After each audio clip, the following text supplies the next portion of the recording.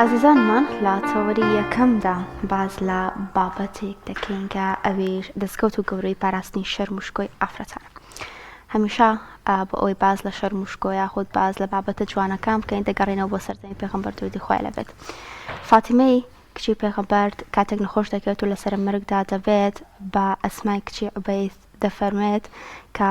شەرم دەکات لەوەی کاتێک کە دەمرێت و لاشەی لەناو ئەو دارەمەیتەدا دەبێت و پیاوان سێری دەکەن و شک و شێوەی لاشەی دەردەکەوێت. و ئەسماش پێی دەفەرمێت کە هیچ خەمێکی نەبێت چونکە لە حەبەشە بینیوێتی کاتێک کە ئافرەتان دەمرن پارچە پەڕۆیەک دەدەن بەسەر دارەمەیتەکەدا و لاشیان دەرناکەوێت و شێوازی لاشیان دەرناکەوێت و پەیمانی پێدا کە پارچە قماشێکی بۆ دروستکات. و دواتر پارچە قماشەکەی بۆ دروست دەکات و دەیهێنێت بۆ فاتیمەی کچی پێغەمبەر درودی خوای لەبێت و زۆر دڵخۆش دەبێت و زۆر زۆر پێشاد دەبێت کە دوای مردنیشی خەمی ئەوەی نابێت کە شەرم و حەیای بچێت و پیاوان سێری لاشەی بکەن و پیاوان ببینن کە شێوازی لاشەی چۆنە. کە ئەمە یەکێکە لە نمونە باڵاکانی خەمخواردنی شەرم و حەیا و ئەمڕۆ ئێمە باس لەوە دەکەین بزانین ئافرەتان چۆن شەرم و حەیای خۆیان پارێزن و هەروەها بزانین ئەو هۆکارانەی کەوا دەکەن ئافرەتان شەرم و حەیان لەدەست بدەن چین. ئایا ئەم ڕۆژگاری ئەمڕۆ کە ئێمە تێکەوتوین لە بوونی پوچگەراییەکی زۆر و لە بوونی کە بەکاڵاکردنی ئافرەتان بۆ زۆربەی بابەتەکان ئایا هۆکار چییە؟ هۆکار خانمان خۆیانن یان نەخێر هۆکار زۆر بابەتی دیکەی لە پشتەوە. گفتوگۆ دەکەین لەسەر ئەم بابەتە با میوانداری بەدرێ ئیسماعیل بانخواست کە لە سۆدیۆ لەگەڵماندا. زۆر بەخێر مامۆستا بەدرێ. مامۆستا بەدرێ با لەوە بچینە ناو بابەتەکەوە کە بزانین لە سەردەمی پێغەمبەر درودی خوای لەبێ یاخود لە فەرمەدەکانی پێغەمبەردا درودی خوای لەبێ یان لە قورئاندا چۆن باز لە ئافرەتان و شەرم و حەیای ئافرەت کراوە. بەنای خوای بەخشندەی میهرەبان دەستخۆشی بۆ جەنابتان بۆ خستنە ڕووین بابەتە گرنگە بابەتێکی زۆر هەستیارە بە تایبەت کایتر بۆ پاراستنی شکۆمەندی ئافرەتە. ئێرەوە سڵاو و ڕێز و خۆشەویستی مێ بۆ تەواوی بینەران و بیسەرانی کەناڵی ئاسمانی پەیام. طبعاً لە زمانی خۆماندا لە زمانی کوردیدا دەستەواژەیەک بەکاردێ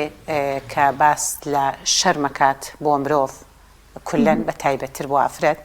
و بە دوایدا حەیاشیان هێناوە. زمانێکی کوردەواری هەیە کە شەرم و حەیان بەیەکەوە بەستۆتەوە. ئێمە مادەم بابەتەکەمان بە تایبەت لەسەر خودی ئافرەتە و لەسەر مەهارەت و شکۆ و تایبەتمەندی ئافرەتە لەسەر خصوصیاتی ئافرەتە و لەسەر پارێزگاری و پارێزبەندی ئافرەتە بە زمانێکی ئافرەتانە وەڵامی پرسیارەکانی جەنابتانێمەوە. بێگومان خوای پەروەردگار ئافرەتی زۆر بە شکۆمەند دروست کردووە. معلومی جەنابتانە پێش هاتنی ئاینی پیرۆزی ئیسلام بە شێوەیەک لە ئافرەت دەڕوانرا زۆر بە چۆنەڵی شێوەیە کە هەندێک بە دڕندە ناوزەندیە کرد، هەندێک زۆر بە کەس شتێکی چۆنەڵی ئیباحەوە ناوزەندیە کردوە، هەندێک بە شێوەیەک مامەڵی لەگەڵا کرد کە شتێکی زۆر چۆنەڵی نازام چۆن ناوزەندی بکەم کە بە زوڵم و بەستەم و بە مافێ شێلکردن و بە چەوسانەوە و بە کەنیزەکردن و بە زیندە بە چاڵکردن و بە کەم لێڕوانین و حتاوەکو بۆ نمونە ئەم ساڵانەی کۆتایی زۆر جار ئافرەت دەبووە قۆچی قوربانی بە خوێندان و هەندێک لەم بابەتانە. بەڵام الحەمدولیلا ئێمە دەڵێن سپاس بۆ خوای پەروەردگار شکۆمەندین بە هاتنی پێغەمبەری پێشەوە عەلەیهی سەڵات وەسەلام ئەو شکۆیە بۆ خودی ئافرەت گەڕایەوە. دەزانین عومەری کوڕی خەتاب ڕەزا و ڕەحمەتی خوای لێبێ لە 11 ساڵیدا فشارێکی زۆری لەلایەن قەبیلەکەیەوە لێکرا بۆ کچەکەت گەیشتووەتە تەمەنی 11 ساڵان تاقی بەنیازنی زیندە بە چاڵی بکەین. باشە بەردەوام زەختیان لێ کردەوە بوو، تەکنیکێکی بەکارهێنا و تەکلیفی لە دایکی کرد کچەکە بە کاڵا واڵایەکی جوانە و بڕازانێتەوە ئەیبات بۆ ماڵە خاڵوانی بەداخەوە لەو بیابان و ڕێگەیدا بیرەگە بینێ و سەیری بیرەکە کاڵە سەیری خۆت کە وەکو ئاوێنەوەی خۆ دەبینی پاڵێکی پێوانێەوە ئەکەوێتە ناو بیرەکە و هاوارەکە باوکە تاوانم چی بوو ئاوام لێ کردی. هەموو جارێک ئەم قیسەیە ئازاری عومەری کوڕی خەتابەدا ڕەزا و ڕەحمەتی خوای لێبێ پێغەمبەری ئەکرەم عەلەیهی سەڵات وسەلام فەرموویستێن بۆ کەسێکی گیانی منیش و تۆشی بەدەستاگەر پێش ئیسلام لە جەهالەتدا کەسێک سزا بدرا تو یەکەم کەس بووی ئازارمەدای و سزامەدای. بەڵام ئەو عومەرەی کەیتر بوو بە ئەو پێشەوە عدالەت و ئەوە کە الحەمدولله عدالەتی بۆ تەواوی مرۆڤایەتی و بۆ مناڵێک و بە تایبەتر بۆ ئافرەت چۆن سەلمان کەواتە ئێمە ئەوە دەڵێن بەهاتنی محەممەدی پێشەوە صلی الله عليه وسلم فریادڕەسی ئازادی شکۆمەندی بۆ ئافرەتان گەڕایەوە. خۆی گەورە ئافرەتی زۆر بە حیشمەت و حیا دروست کردووە، زۆر بە جوانی دروستی کردووە و ڕێزی لێناوە، شکۆمەندی کردووە و پێغەمبەری پێشەواش عەلەیهی سەڵات وسەلام هەمیشە جەختی لێوە کردوتەوە بە سۆز بن بەرامبەر بە ئافرەتان، بە ڕێز بن بەرامبەر بە ئافرەتان، هاوکار بن بۆ ئافرەتان، ڕێزیان لێ بگرن، دڵیان مەشکێنن، مەیان ڕەنجێنن و دەفەرمێ حتا شوشە ئەگەر بڕوشێنرێ ئەو ئەزشەی فەرمێ لە شوشە ناسکترن ئازاریان مەدەن. بۆیە مادەم ئێمە بژەستورین بەو فەرموودە بەرز و پیرۆزانەی پێغەمبەری ئەکرەم عەلەیهی سەڵام باز لە شکۆی ئافرەت دەکا، ئێمەش دەبێ شکۆی خۆمان بپارێزی. قیسەی قورئانیمان هەیە، فەرموودەی پێغەمبەری ئەکرەممانەیە عەلەیهی سەڵات وسەلام. ئێمە گەر بگەڕێنەوە بە قیسە قورئانیەکان جەنابەت باسی فاتیمە کچی پێغەمبەرت کرد عەلەیهی سەڵات وسەلام، وەرە بڕۆرەوە بۆ ژیانی یەکێکی تر لە کچەکانی پێغەمبەر عەلەیهی سەڵات وسەلام کە زەینەبە، بەس قیسەکەی لایەک لە ئافرەتان الحەمدوللا دێنە ناو ئیسلام بە زەوەندە بە وردی لێ بڕوانن. سەیری کچەکانی شوعەیب پێغەمبەرکەین عەلەیهی سەڵات وسەلام، خۆی پەروەردگار لە قورئانە چۆن باسی کچەکانی شوعەیب بکا. کچەکانی شوعەیب ڕوبەڕووی چی بوونەوە لە بیابانێکدا لەسەر بیرێک لە حەساسترین کات شۆڵەمانیەکی سەیر جوانترین پیاویان بینی کە موسا پێغەمبەر و عەلەیهی سەلام کاتێک بینیان طبعا ئەمە هاوکاری کردن و سەری بیرەکەی بۆ لابردن و ویستی یارمەتیامدا بۆ ئەودانی ئاژەڵەکان احترامەن. ئەمان وەکو کچانی ئێستا لەگەڵ ڕێزی تەواوم بۆ کچانێکی خاوەن مەبدەئن، خاوەن ئەخلاق و شەخسیاتێکی ڕەهان ببورن، ڕوویان وەرگێڕا بە جۆرێک لە جۆرەکان سەیری سەرنجیان نەخستە سەر موسا پێغەمبەر عەلەیهی سەڵات وسەلام. ئیشەکەی کرد و ڕۆیشتنەوە بۆ ماڵەوە. کچانی ئێستا بەداخەوە گە فرسەتێکی ئەوان لە چۆڵیەکە بۆ پیاوێکی جوان حتا مێژوو ئەڵێ لەسەر زەویدا خۆر لەسەر جوانێکی تری وەکو موسا هەڵنایە، بەڵام ئەوان ڕۆیشتن قورئان باسییانەوە دەکات، دەفەرمێ تەمشی عەلە ئیستیحیا، ڕۆیشتن بە شەرم و حەیایەکەوە، ڕۆیشتن نە ئاوردانەوە، نە ئامادەسازی بۆ سۆزداری، نە خۆبچووکردنەوە، نە ڕوشاندنی شخصیاتی خۆیان، مەهارەت و کەسایەتی خۆیان پاراست. بۆیە ئافرەت بە شکۆمەندی خۆی گەورە دروستی کرد و خۆی توانێ بە سلوکی جوانی، بە ئەخلاقیاتی بەرزی، بە مامەڵەی جوانی، بە ئەلفازی جوانی، بە کردداری جوانی، بە حیشمەت و حەیای، بە پۆشاکی، بە هەموو ئەمانە خۆی بسەلمێنێ، خۆی بەدەستی خۆیەتی خۆی گەورە لەسەر ڕوح و تەبەقاتی ئاسمانەوە ڕێزی لێناوە، شکۆمەندی کردووە، مافی بۆ دەستەبەر کردووە و دیفاعی لێ کردووە. هەموو مافەکان، مافی ئاسایی، مافی کۆمەڵایەتی، مافی دارایی، هەموو ئەمانی خۆی وا ئابووری سەربەخۆ، ئەو حقوقی میرات، حقوقی مارەیی، هەموو ئەمانە ڕێزگرتنە لە خودی ئافرەت. بۆیە ئافرەت ئەگەر مامەڵەیەکی تەندروستی هەبێ لە کۆمەلگادا، لە تەواوی جونگەکانی کۆمەلگادا، بە کردداری شیرینی، بە ڕەفتاری، ئافرەت ئەوەندە شکۆمەندە. هەموو جارێک لە ناو کوردەواریدا شتێگەوترێ ئەڵێن ئەگەر ئافرەت خۆی بوونی هەبێ، کەسایەتی و شخصیات و مهارەتێکی هەبێ، سەدان فەوج و چەندین لەشکر پیاو ناتوانێت بە ئەندازەی سەری دەرزیەک زەرەر و زیانی پێ بگەێنە. بۆیە ئەکەوێتە سەر خودی ئافرەتەکە خۆی. ئێمەش مادەم پژ ئەسوورین بە ئیسلام، پژ ئەسوورین بە قورئان، پژ ئەسوورین بە فەرموودە بەرز و پیرۆزەکانی پێغەمبەری ئەکرەم عەلەیهی سەڵام، پژ ئەسوورین بە ئەو قیسە سەرنج ڕاکێشانەی کە ئافرەتانی پێشین، ئافرەتانی پێش ئەمە، ئافرەتانی ئەنسار، ئافرەتانی مهاجیر، ئافرەتە مەککەییەکان کە تا مردن ئێمە وەکو شیعارێک بڵنگۆ و سەربەرزی و سەرکەوتنی و شکۆمەندیان ئەڵێنەوە. ئەوە بەڕاستی بۆ ئێمە دەبێتە دەستکەوتێک و بەڕێشوێنی ئەوان نابڕۆ ئینشاءڵڵا میشە لە چڵەپۆپە. باش ئێمە باز لە پاراستنی شکۆ و شەرم و حەیاکەین. مەوەسا بەدرێ هەر بەڕاست ئەوە ئافرەتە بە پلەی یەکەم ئەبێ شەرم و شکۆی خۆی بپارێزێت یان چواردەورێتی، چونکە ئێمە پندێکی کوردیمان ئێمە بۆ تێگەیشتنێک ینی مقایسە بکرێ بابەتەکە لەکە مریشی خۆی خۆڵ نەکا بەسەری خۆیان، کەس خۆڵ ناکا بەسەریە. ینی با بڵێن تەوەرەی یەکەم، خاڵی یەکەم لەم پاراستنی شکۆ و حەیا و شەرم و گەوری ئافرەت خۆی خۆیەتی وایە. ئەگەر خۆی ئەم ڕێزە لە خۆی نەگرێ، خۆی ئەم شکۆ و حەیا نەپارێزێت، دواتر بێتە درگایەکی کراوە بۆ بەرامبەرەکەی، وایە یان نا؟ کاکدانا ئافرەت هەر زۆر گرنگە جارێ پێش ئەوەی کە ڕووکەمە گەنجەکان، ڕووکەمە دایکەکان، دایک زۆر گرنگە قودوەیەک و پێشەنگێکی گرنگ بێ بۆ بنیادنانی کچەکەی کیژۆڵەکەی کچە گەنجەکەی جارێ پێش هەموو شتێک ئەو دایکە دەبێت دایکێک بێ هەڵگیری ئەو نازناوە جوانە بێ مەهارەتێکی هەبێ پێشەنگێکی زۆر سەلیم و چاک بێ قودوەیەکی سەیئە بێ هەڵگیری کۆمەڵێک ڕەفتار و کردار و ئەخلاقیاتی بەرز بێ تا ئۆتۆماتیکی ئەم ڕەوشتە بەرز و جوانانە شۆڕ ببێتەوە بۆ کێ بۆ کچەکانی باشە و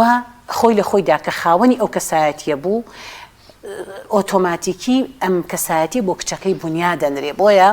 دایک گرنگە شکۆ بۆ کچەکەی دروست بکە باشە هەندێک دایک پێدەچێ لایەنی تەربەی و پەروەردەی ناجێگیر بێ باشە ئەوەندەی لێ بزانێ نەزانێت تەکنیکی پەروەردەی مامەڵەکردنی چکم بەڕاستی عەسر و سەردەم ڕۆژانە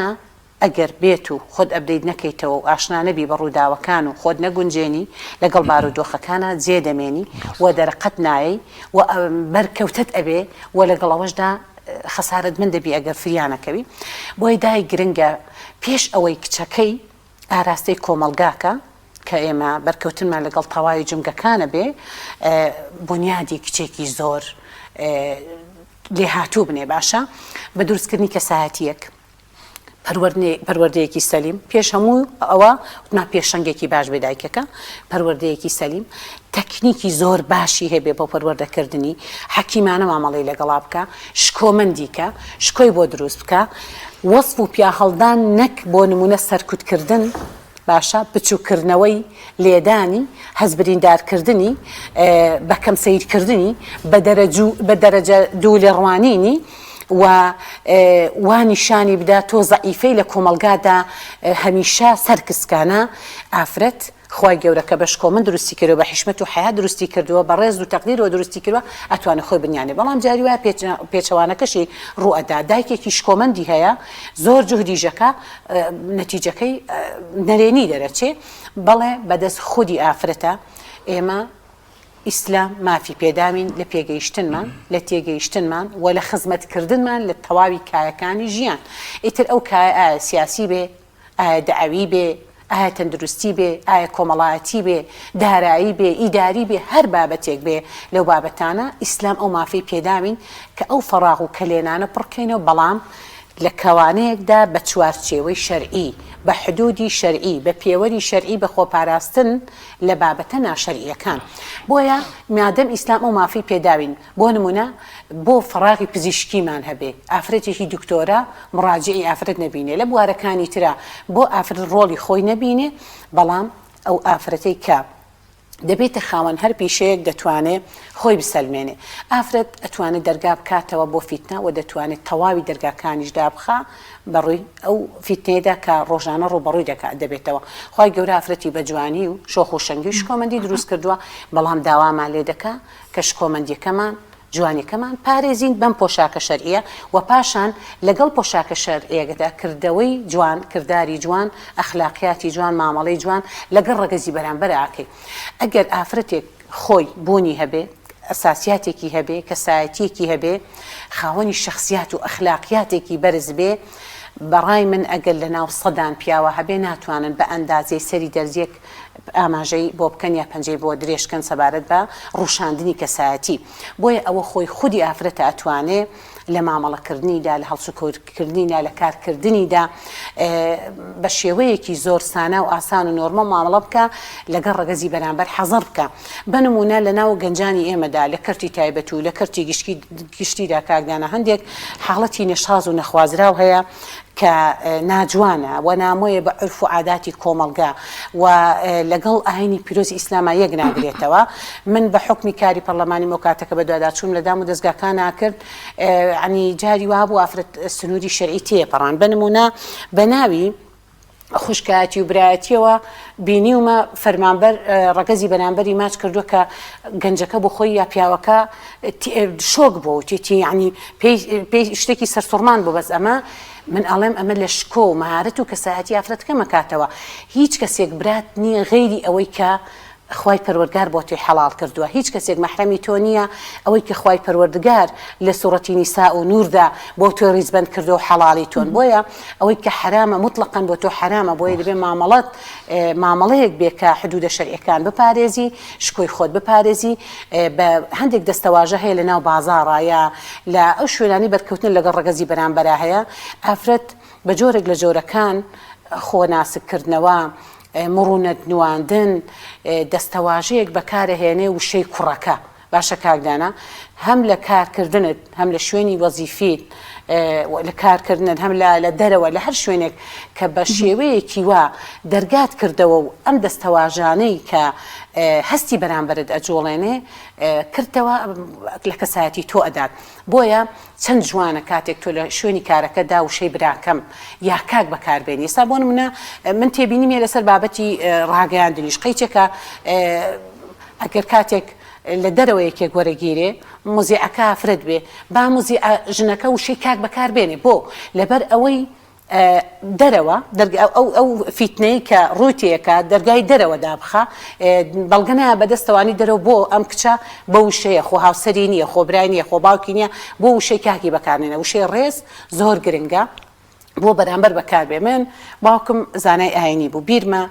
دایکم هەمیشە پێوە تەمان بە 9 ساڵی خی گەورە تاقی کردمەوە بە بێ باوکی هەمیشە پێوە تۆ زانایەکی ئاینی بۆ بە مناڵێکی 6 ساڵ ئەڵەی کاک یا بە مناڵێکی زۆر بچوو گەڵی داد یا خان ئەویش لە وەڵامە ئەیوت عادەتەن دەستەواژەی ڕێز دەلالەتە لەسەر کەسایەتی کەسەکە کە وشەی ڕێزت بەرامبەر بەکارێنە خۆت بە ڕێزی ڕێزت لە خۆت گرتووە بۆیە کچانیش بە هەندێک وشە هەندێک دەستەواژە هەندێک مڕونەت نواندن نەگەر کچان ئافرەتان منێک کە ئێستا لەم قۆناغەدام هەمیشە بە ئەو پەڕی چۆنەڵی ئیرادە و شخصیات و کەسایەتیەوە لەگەڵ ڕەگەزی بەرامبەر مامەڵە دەکەم بە نیەت وەکوو برا مامەڵی لەگەڵاکەم ئەگەر گەورتر وەکو باوک بەڵام حدودە شەرعیەکە ئەهێڵمەوە لە کۆتاییدا هەر بە من نامەحرەمە بۆیە دەبێ حدودی شەرعی بپارێزم ئەو دەستەواژەیە بۆ ئافرەتان ناجوانە و بۆ کوڕانیش ناجوانە بە کچ بڵێ کچەکە و بە کوڕیش بڵێ کوڕەکە وەنیە دائیمەن براکەم کاک یا فلان کەس بە وشەی ڕێزەوە بۆی ئەو دەرگا نەکرێتەوە بۆی کەواتە ئافرەت بەدەستی خۆیەتی دەرگای فیتنە بکاتەوە ئەتوانە خۆی شخصیات کەسایەتی بۆ خۆی دروستکە خۆش خۆی پارێزێ جوانی خۆی پارێزێ مارەتی خۆی پارێزێ پێچەوانەکەشی هەڕاستە و توانە خۆی دەرگای فیتنە بکاتەوە و ڕەگەزی بەرامبەر لە دەوری خۆی کۆ بکاتەوە زۆر باش مامۆستا بەدریە جاکاتمان ئەوە نەماوە پرسیارێک ئەەکەم بە کورتی جوابمان بیتەوە زۆر ڕێگا هەیە کە بۆ ئەوەی ئافرەتی پێلەکەدار بکەن و شەرموحای ئافرەت نێڵن وەکوی کە ئافرەتیان کردو بە کاڵا بۆ زۆربەی ڕێکلامەکان بەکاری دێن یاخود لە هەندێک لە ڕاگەیاندنەکاندا ئافرەت بە شێوازێکی نەشیا و ناحەیا یاخود ئەوەی کە نەشیا بە وەکو مەڵگەی ئێمە بە کولتوری ئێمە پیشانی ئەدەن و یەکێکی دیکە لە مۆدلە تازەکان کە لە ئێستادا بوونی هەیە و لە سۆشیال میدیاکان بەردەستەوە کچان و هەروە هەزەکارانیش دەیان بینن ڤڵۆگەرن ئەو کەسانن کە لەوانەیە حیجابیش بن بەڵام ڤڵۆگ ئەکەن و هیچ سنوورێک نەماوەتەوە لە نێوان بینەرەکانیان و لە نێوان ئەوەی کە لە نێوان خۆیاندا هەیە و شەرم و حەیەک نەماوەتەوە زۆرجار خۆیان ئەگۆڕن لە بەرچاو کامێرەکان و بڵاوی ئەکەنەوە ئایا ئەمە تا چەندێک کاریگەری لەسەر کۆمەلگای ئێمە هەیە تەنانەت ئەگەر کەسەکە حیجابیش بێت و خۆشی بە جۆرێک پابند بێت بە ئاینەوە و خۆی بوو ناوەوە براندە بێت یاخود خۆی بوو ناوە دەرخست بێت کە ئەمە پابندێکی بە ئاین هەیە ئەمە کاریگەری ڕاستەخۆی دەبێت لەسەر کچان و ئافرەتانی ئێمە بۆ ئەوی شەرم و حەیان لەکەدار بێت بەتەکید ئاینی پیرۆزی ئیسلام داوا لە ئێمە کە بەردەوام خۆمان لە قەدەغەکراوەکان و حرامەکان پارێزین ئەگەر هەر کەسێک هەر خاوەن پیشەیەک بیەوێ بە ڕێگایەکی حرام یا ڕێگایەکی نامۆ بە عرف و عادات و تەقالیدی کۆمەڵگا